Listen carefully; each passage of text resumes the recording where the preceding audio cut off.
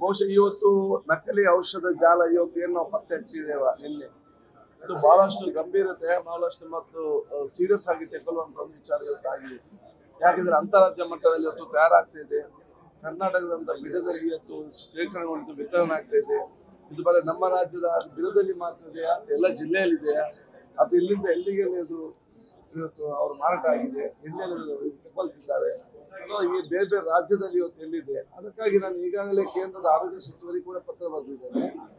ಸಂಬಂಧಪಟ್ಟ ರಾಜ್ಯದ ಮಂತ್ರಿಗಳು ಕೂಡ ಇವತ್ತು ಪತ್ರ ಬರೆದಿದ್ದಾರೆ. ಯಾಕೆ ಆ ಫ್ಯಾಕ್ಟರಿಗಳ ಮೇಲೆ ಅವರಲ್ಲಿ ಕ್ರಮ ತಗೊಳ್ತೇವೆ. ನಮ್ಮ ರಾಜ್ಯದ ಅಂತಾರಾಜ್ಯ ಮಟ್ಟದ ವಿಚಾರ ಆದ ಕಾರಣ, ಅಂತ ಜಿಲ್ಲೆ ವಿಚಾರ ಕಾರಣ, ಮತ್ತು 5 ಕೋಟಿ ಹೆಚ್ಚಿದ್ದ ಕಾರಣ SIT ಮುಖಾಂತರ ತನಿಖೆ ನಡೆಸಬೇಕು. ಈಗ ನಮ್ಮ ರಾಮನಗರ SP ಮತ್ತು ಪೊಲೀಸರು ಪ್ರಾಮಾಣಿಕತೆಯಿಂದ ತನಿಖೆ ಮಾಡ್ತಾ ಇದ್ದಾರೆ. ಆದ್ರೆ ಬಹುಶಃ ಇದಕ್ಕೆ ಒಂದು ಕೇಂದ್ರೀಕರಣವಾಗಿರಬೇಕು, ಸಂಪೂರ್ಣ ವಿಚಾರ ಬರಬೇಕು ಅಂತ ಹೇಳಿಕೊಂಡ್ರೆ ಇದೇ ವಿಶೇಷತೆಯನ್ನು ರಚನೆ ಮಾಡಬೇಕು. ಉತ್ತಮವಾದ ಅಧಿಕಾರಿ ಮುಖಾಂತರ ನಾವು ಕೇಂದ್ರ ಚರ್ಚೆ ಮಾಡಿದ್ದೇವೆ. ನನಗೆ ವಿಶ್ವಾಸ ಇದೆ ಅತಿ ಶೀಘ್ರದಲ್ಲೇ ಎಲ್ಲ ಸಚಿವರು ಬಹುಶಃ ಈ ಒಂದು ವಿಷಯವನ್ನು ರಚಿಸ್ತಾರೆ. ಅಲ್ಲಿಯ ತನಕ ನಮ್ಮ ಪೊಲೀಸ್ ಇಲಾಖೆ ಅತ್ಯುತ್ತಮವಾಗಿ ತನ್ನ ತನಿಖೆಯನ್ನು ನಡೆಸ್ತಾ ಇದೆ.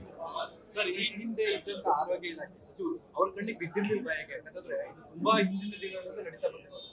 ನಿಮ್ಮ ಸರ್ಕಾರವೇ ಇತ್ತು ಸರ್. ಆ ಸಂದರ್ಭದಲ್ಲಿ ಎಷ್ಟು ಜನ ಅದನ್ನೆಲ್ಲ ಸೇವನೆ ಮಾಡಿರ್ಬೋದು ನೋಡಿ. ಹಿಂದಿನ ಸಚಿವರು ಅತ್ಯಂತ ಪ್ರಾಮಾಣಿಕತೆಯಿಂದ ಬದ್ಧತೆಯಿಂದ ಎಲ್ಲರೂ ಕೂಡ ಕೆಲಸ ಮಾಡಿದ್ದಾರೆ.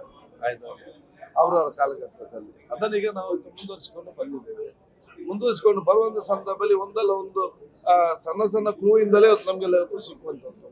ಅದಕ್ಕಾಗಿ ನಾನು ಹೇಳ್ದೇನು ತಿಳಿದೆ, ಇದು ಬರೀ ಆರೋಗ್ಯ ಇಲಾಖೆಯಿಂದ, ಆರೋಗ್ಯ ಸಚಿವರಿಂದ, ಸರ್ಕಾರದಿಂದ, ನಮ್ಮ ಫುಡ್ ಅಂಡ್ ಸೇಫ್ಟಿ ಡಿಪಾರ್ಟ್ಮೆಂಟ್ ಮಾತ್ರ ಸಾಧ್ಯವಿಲ್ಲ. ಇದಕ್ಕೆ ಸಮಾಜದ ಪ್ರತಿಯೊಬ್ಬರು ಕೂಡ ಸಹಕಾರ ಕೊಟ್ಟಾಗ ಅದು ನಮಗೆ ಇವತ್ತು ಖಂಡಿತವಾಗಿ ಆಗ್ತದೆ.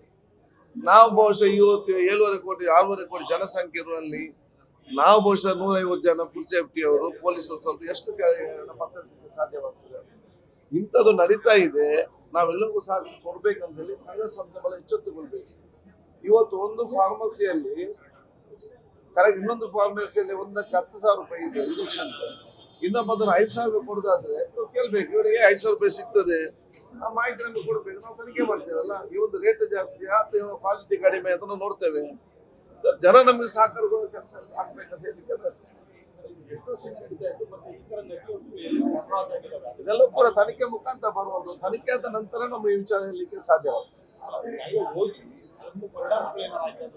ಅದು ಕೂಡ ತನಿಖೆಯಿಂದ ಅಲ್ಲಿ ಬರ್ಬೇಕಲ್ಲ, ಯಾರಿಗೆ ಕೊಟ್ಟಿದ್ದಾರೆ, ಯಾವ ಆಸ್ಪತ್ರೆಗೆ ಕೊಟ್ಟಿದ್ದಾರೆ, ಪೇಷಂಟ್ ಯಾರು ಕೊಟ್ಟಿದ್ದಾರೆ, ಆ ಪೇಷಂಟ್ ಬದುಕಿದಾರ, ಇನ್ನೂ ಸೀರಿಯಸ್ ಆಗಿದ್ದಾರ, ಅಥವಾ ತೀರಿ ಹೋಗಿದ್ದಾರ, ಇವ್ರು ತೀರಿಯೋದಕ್ಕೆ ಬೇರೆ ಕಾರಣ ಕೊಟ್ಟಿರ್ತಾರ, ಯಾರಿಗೂ ಇದೆಲ್ಲ ತನಿಖೆಯಿಂದ ಆಗ್ತದೆ. ಅದಕ್ಕಾಗಿ ಇದು ಸಾವಿಗೆ ಪ್ರೇರಣೆ ಆಗುವಂತಹ ಮತ್ತು ಪ್ರೋತ್ಸಾಹ ಕೊಡುವಂತಹ ಒಂದು ಸೆಕ್ಷನ್ ಏನು ನಮ್ಮ ಫುಡ್ ಅಂಡ್ ಸೇಫ್ಟಿಯಲ್ಲಿ ಇದೆ, 302 ತರವೇ, ಅದನ್ನೇ ಇವತ್ತು ನಾವು ಇಂಪ್ಲಿಮೆಂಟ್ ಕೂಡ ನಾವು ಇವತ್ತು ಹೇಳಿದ್ದೇವೆ. ಸರ್, ಈ ಕಂಪನಿಗಳು ಎಷ್ಟು ಕಂಪನಿಗಳು ಭಾಗಿಯಾಗಿವೆ ಅಂತ ಲೆಕ್ಕ ಸಿಗ್ತಿಲ್ವಾ ಅಂತ? ಅಲ್ಲ, ನಾವು ಇವರು ಒಂದು 6 ಕಂಪನಿಯ ಲೇಬಲ್ ಮಾಡಿ, ಅದು ಅಂತಾರಾಷ್ಟ್ರೀಯ ಮಟ್ಟ ಕಂಪನಿಯ ಲೇಬಲ್ ಮಾಡಿ ಅದನ್ನು ಮಾಡ್ತಾ ಇದ್ದಾರೆ. ಈಗ ಅವ್ರ ಮೇಲೆಲ್ಲ ಕೇಸ್ ಎಲ್ಲ ಹಾಕಿದಾಗಿದೆ.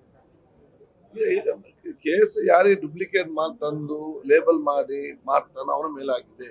ಇನ್ನು ಯಾರು ಪಡ್ಕೊಂಡು ಹೋಗಿದ್ದಾರೆ, ಯಾರು ಲಾರಿಯಲ್ಲಿ ಬಂದಿದ್ದಾರೆ, ಲಾರಿಯಿಂದ ಯಾರು ಮಾಲೀಕರು ಸಹಕಾರ ಕೊಟ್ಟಿದ್ದಾರೆ, ಇದೆಲ್ಲರೂ ಕೂಡ ಇವನ್ ಲಾಜಿಸ್ಟಿಕ್ಸ್. ನನ್ನ ಹತ್ರ ಅಲ್ಲಿ ಲಾರಿ ಇದ್ರೆ ನಾನಲ್ಲಿ ಮತ್ತೆ ನನಗೆ ಗೊತ್ತಿಲ್ಲ ಇದು ಡೂಪ್ಲಿಕೇಟ್ ಅಂತ ಹೇಳಿ ಅವರನ್ನು ಕೂಡ ನಾವು ಬಿಡ್ಲಿಕ್ಕೆ ಹೋಗುದಿಲ್ಲ. ನ್ಯೂಸ್ ಫಸ್ಟ್, ನಿರ್ಭೀತಿಯಿಂದ ನಿಮ್ಮ ಪರವಾಗಿ.